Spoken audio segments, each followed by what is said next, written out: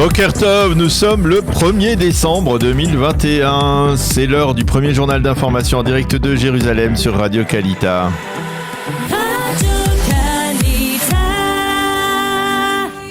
Et nous retrouvons Daniel Haïk à Jérusalem. Bonjour Daniel. Bonjour Léa. Boker Tov. Nous commencerons, Boker Tov à vous, nous commencerons ce journal par la visite de Yair Lapid à Paris et par ses déclarations à l'issue de son entretien avec le président Emmanuel Macron. Et oui, effectivement, Léa, le chef de la diplomatie israélienne et Premier ministre par alternance a adopté une sémantique, on va dire, musclée hier lors de son passage à Paris. La communauté internationale doit exercer une menace militaire contre l'Iran, a déclaré Yair Lapid. C'est le seul moyen de l'empêcher de poursuivre sa course au nucléaire. Lapid a affirmé qu'il ne fallait pas lever les sanctions économiques imposées sur Téhéran. Au contraire, vous devez les consolider. Lors d'un entretien long et chaleureux avec le président français à l'Elysée, Yair Lapid a répété la position israélienne selon laquelle les Iraniens ne se rendent à Vienne que pour gagner du temps dans leur programme de production d'uranium enrichi. Nous travaillons avec le Premier ministre Naftali Bennett et le ministre de la Défense Benny Gantz afin que le monde comprenne pleinement la gravité de la menace iranienne, a encore déclaré Yair Lapid. Et ce qui nous amène aux pourparlers de Vienne qui se sont poursuivis hier pour la seconde journée. Oui, et l'on peut parler de négociations dans le brouillard. Les Iraniens continuent de se focaliser sur un point prioritaire pour eux, la levée des sanctions économiques, et ils ne veulent apparemment pas aborder d'autres dossiers avant que les sanctions ne soient levées. Du côté des pays occidentaux, on affirme que si rien ne bouge d'ici la fin de la semaine, alors on envisagera une nouvelle stratégie dans ces pourparlers. Cependant, l'agence de presse Reuters disposerait d'informations selon lesquelles près de 80% de l'accord sur le nucléaire iranien aurait déjà été bouclé. Il s'agit d'informations divulguées par les diplomates européens qui participent à ces tractations au Palais Cobourg à Vienne. Les diplomates européens affirment que les prochaines 48 heures seront déterminantes pour l'issue de ces pourparlers.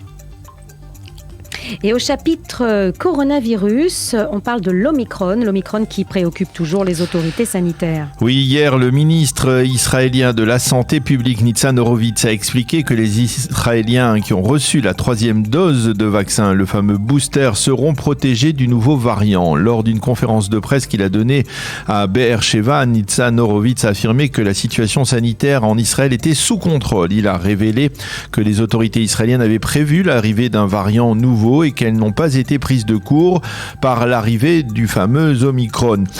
Selon le ministre israélien, il n'est pas nécessaire d'instaurer de panique auprès de l'opinion publique face à ce nouveau variant. Il a toutefois appelé à nouveau tous les Israéliens à aller se faire vacciner pour être protégés au mieux.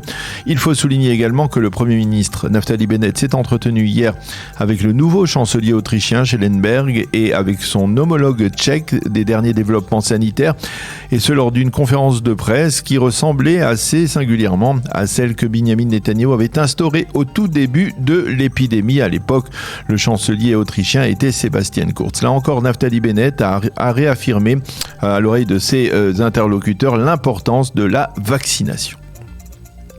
Et nous refermons votre journal, Daniel, avec le contre-interrogatoire de Nir Efetz qui se poursuit au tribunal de district de Jérusalem. Oui, effectivement, on l'a vu hier, l'ancien conseiller en communication de l'ancien Premier ministre Naftali Bennett a relaté à la demande des avocats de la défense les pressions morales que lui ont infligées les enquêteurs de la police israélienne pour le persuader de retourner sa veste, comme on l'on dit, et de témoigner contre son ancien patron Benjamin Netanyahou. Efetz a reconnu lui-même avoir subi, je cite, des pressions monstrueuses. Il a parlé de son arrestation et de sa première nuit terrible en détention.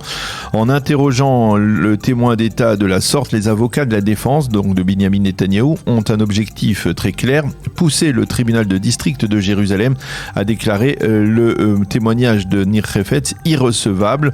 Au cours des débats, on a compris que les enquêteurs ont tout fait pour obtenir la coopération de Nir Efetz parce que celui-ci détenait de très très nombreux enregistrements sur des conversations téléphoniques importantes dans les 3 dossiers qui sont liés à Binyamin Netanyahou, le fameux dossier 1000 des cadeaux, le dossier 2000 de ces conversations de l'ancien Premier ministre avec Nouni Moses, le patron du Yediot Ahronoth, et le dossier 4000 qui lie le Premier ministre, l'ancien Premier ministre Binyamin Netanyahou à la famille Alovitz et au consortium Bezek. Voilà pour ce que l'on pouvait dire ce matin sur l'actualité brûlante en Israël de cette matinée.